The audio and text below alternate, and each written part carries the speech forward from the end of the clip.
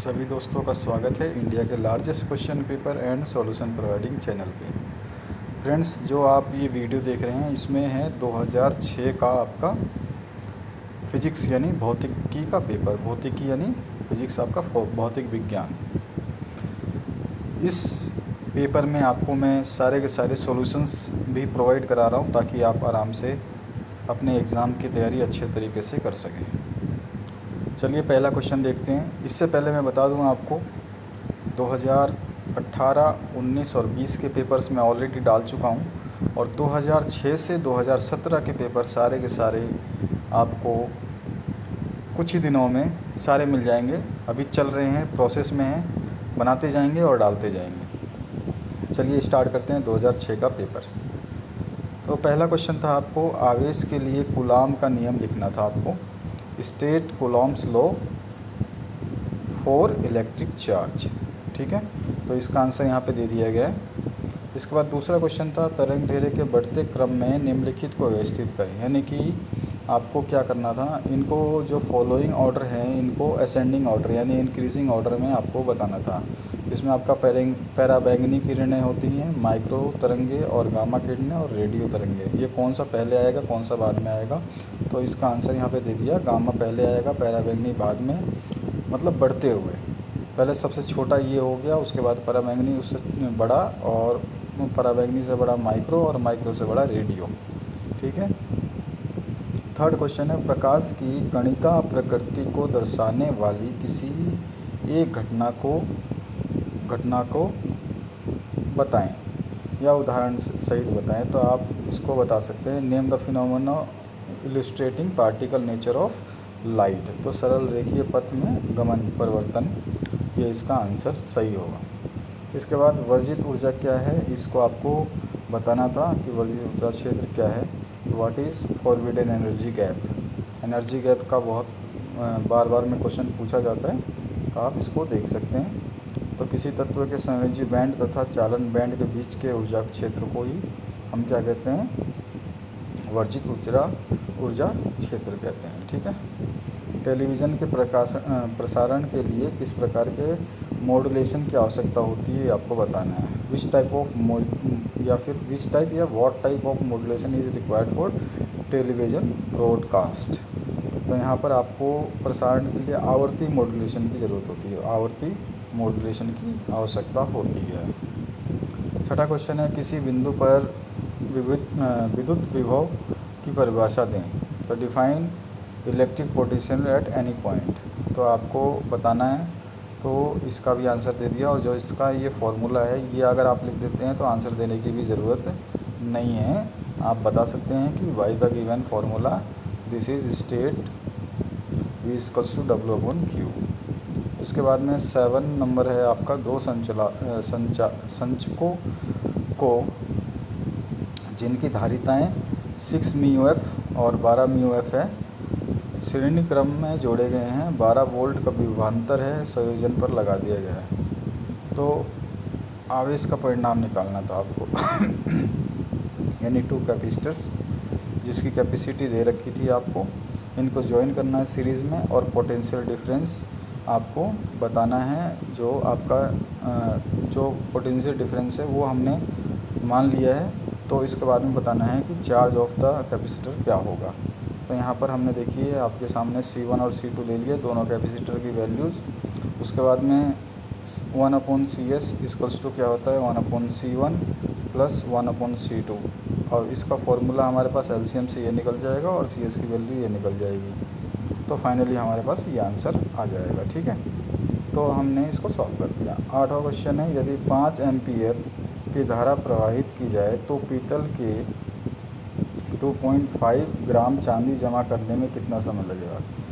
तो पीतल के ऊपर 2.5 ग्राम चांदी जमा करने में कितना समय लगेगा। और दो चांदी का, तो इसका भी हम जो है क्वेश्चन पूरा कंप्लीट कर लेते हैं। जो विद्युत प्रेरणांक है वो है 1.8, ये 8 है आपका, ये 8 है यहाँ पे। तो × 10⁻⁻⁶ क्योंकि आपके पास अगर ऊपर समझ में नहीं आ रहा तो नीचे यहाँ पर इंग्लिश में इसका पूरा दिया गया है। और ये 1.118 देखिए यहाँ पे दे रखा है चार्ज।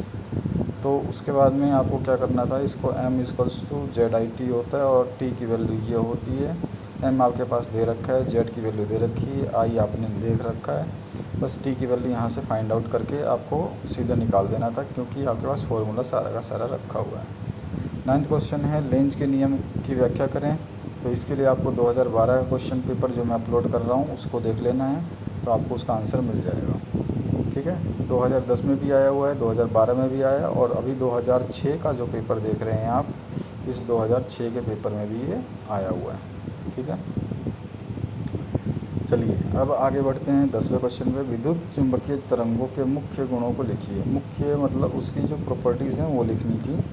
तो इसके लिए आपको 2017 का क्वेश्चन नंबर 5 देखना है। 2017 में भी आ चुका है, 2007 में भी आ चुका है और 2006 में भी ये क्वेश्चन आ चुका है। अब ध्यान रखें आप कौन से क्वेश्चन कितनी बार रिपीट हो रहे हैं। बहुत इंपॉर्टेंट होता है जब आपको ये पता चल जाए कि कितने क्वेश्चंस कितनी बार रिपीट हो रहे हैं। उसकी इम्पोर्टेंस यही है कि कौन सा क्वेश्चन कब रिपीट होता है, इम्पोर्टेंस बताता है। तो उसको देख लेंगे आप जब मैं उस क्वेश्चन पेपर को डाल दूँगा। सारे के सारी वीडियोस जो वीडियो देख रहे हैं आपको इसके प्लेलिस्ट में मिल जाएगी। कोई भी प्लेलिस्ट आपको नहीं मिलती, कोई वीडियो नहीं मिलती, तो आप हमें कमेंट ज़रूर करिए।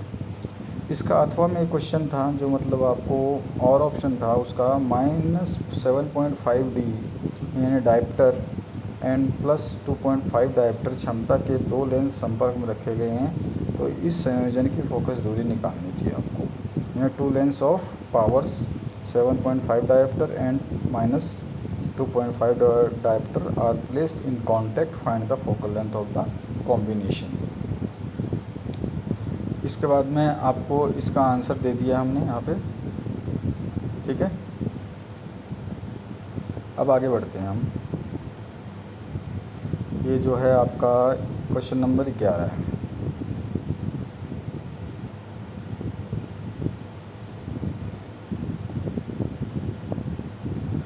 इसमें जो है आपका एक बात बता दूँ आपको, इसमें 11वें क्वेश्चन का अथवा पार्ट और बिना अथवा पार्ट दोनों हैं। तो सबसे पहले 11th क्वेश्चन का जो है ना, हमने यहाँ पे 11th क्वेश्चन को सॉल्व किया है चित्र के अनुसार और पूरा का पूरा लिख दिया है। ठीक है, अब आ जाइए आपका जो डायप्टर वाला जो अथवा वाला क्वेश्चन था उसका आंसर है। पहले लेंस की क्षमता हमने दे दी है, उसके बाद में आपका ये संयोजन का क्षमता जो P होती है उसके लिए हमें फॉर्मूला पता होना चाहिए। फॉर्मूले को हमने डाल दिया और उसके बाद में इसके आंसर्स निकाल दिए। 12वां क्वेश्चन आ जाइए। एंड गेट के लॉजिक संकेत का चिन्ह बनाना है आपको। तो इसके लिए आपको क्वेश्चन जो पेपर मैं डाल रहा हूँ वो 2014 का क्वेश्चन नंबर 8 देख लेंगे तो आपको इसका आंसर मिल जाएगा। 13वां क्वेश्चन है ग्रास प्रमेय की सहायता से किसी बिंदु के आवेश के कारण किसी बिंदु पर विद्युत क्षेत्र का व्यंजन आपको प्राप्त करना है। ठीक है, तो इसके लिए आपको 2014 में ही ये क्वेश्चन आ चुका है। 2000 देखिए आप कौन से क्वेश्चन कब रिपीट हो रहे हैं, ये बहुत इंपॉर्टेंट होता है, इनको ज़रूर देखना है आपको। तो ये 2014 में रिपीट हो चुका है और 10वां क्वेश्चन है, वहाँ से आप इसको देख सकते हैं, वीडियो की प्लेलिस्ट में आपको मिल जाएगा। क्वेश्चन नंबर 14वां है जो आपका पेल्टियर प्रभाव या जूल प्रभाव में अंतर लिखना है आपको। तो इन दोनों के प्रभाव का अंतर जो है टेबल हमने बना के डाल दिया है, तो आप इसको देख सकते हैं। ठीक है, चलिए देखते हैं इसको। ये रहा पेल्टियर प्रभाव और ये रहा जूल का प्रभाव। इसमें 1 2 3 4 5 डिफरेंस बताए हैं, यहाँ पे भी 5 डिफरेंस बता दिए गए हैं। ठीक है दोस्तों, अब आ जाइए 15 क्वेश्चन पे। किरचॉफ के नियमों को लिखना था आपको और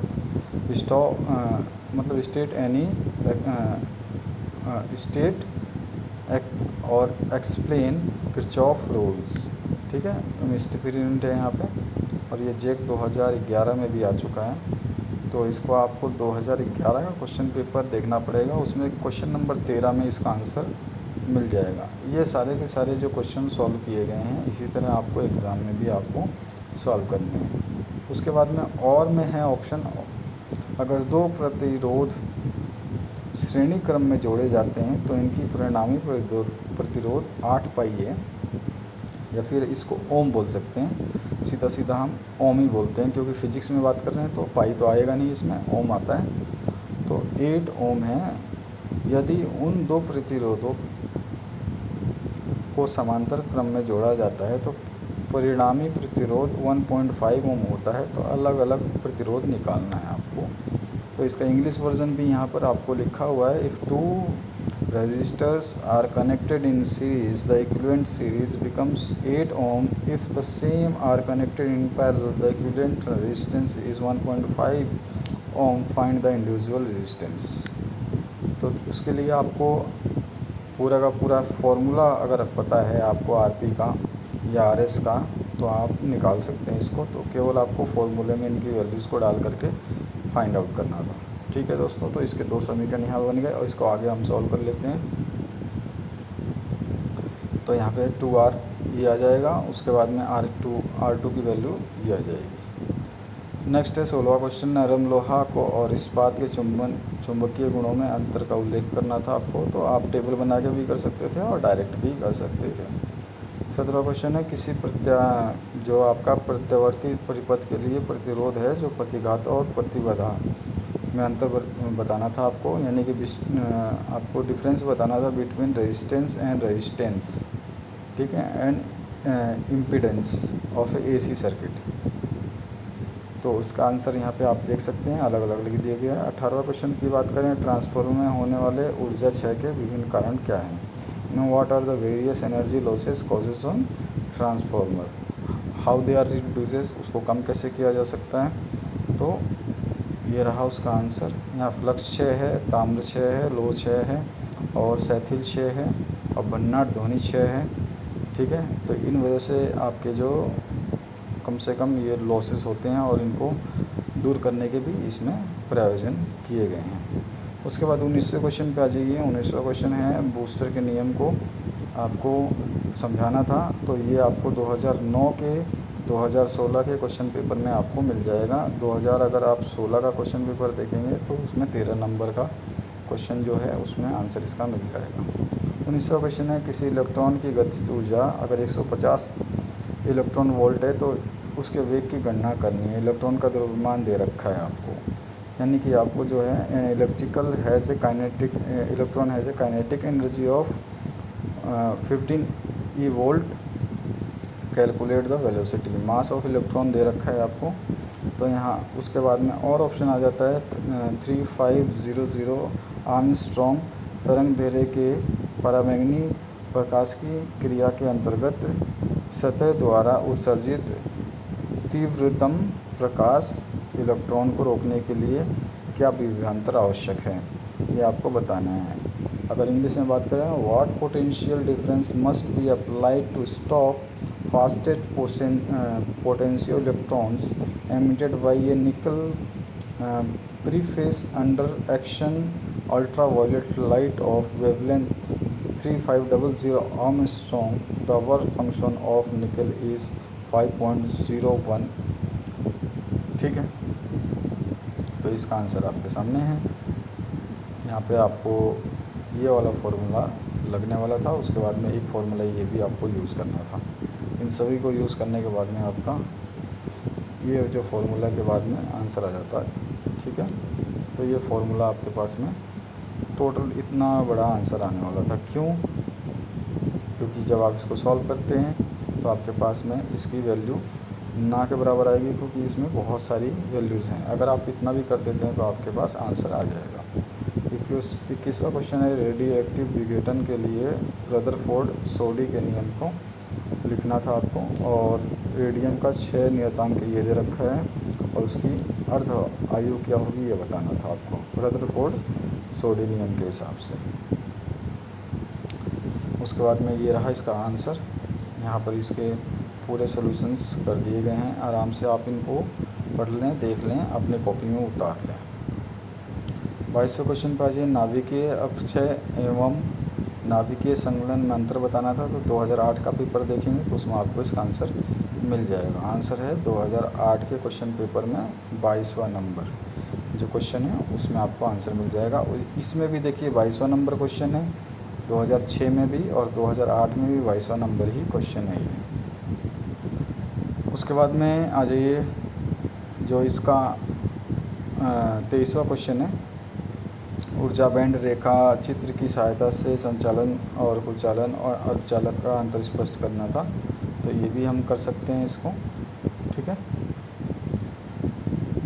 तो इसके लिए आपको 2008 का 23वां क्वेश्चन देखना है। देखिए 23वां क्वेश्चन 2006 का भी है और 23वां क्वेश्चन 2008 का भी है। तो 2008 का भी क्वेश्चन आपके लिए इम्पोर्टेंट है। 24वां क्वेश्चन है, टीवी की टावर की ऊंचाई दे रखी है आपको और उसकी जनसंख्या घनत्व भी दे रखा है। टीवी प्रसारण में जो पृथ्वी की त्रिज्या है वो भी दे रखी है।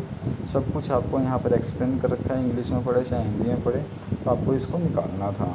तो टीवी टावर की जो हमें वैल्यूज़ हैं उसके हिसाब से ये फॉर्मूला बनेगा। और टीवी प्रसारण का आवर्त का क्षेत्रफल निकालना है, तो वहाँ पे हम सारी वैल्यूज़ रख करके और टीवी प्रसारण का क्षेत्रफल निकाल लेंगे, जो कि आ जाएगा 147 लाख। 25वां क्वेश्चन है, बायोट सावर्ट नियम लिखना था आपको और इसमें एक अनंत लंबाई के सीधे धारावाही तार के कारण किसी बिंदुते चेंबर के व्यंजन को प्राप्त करना था।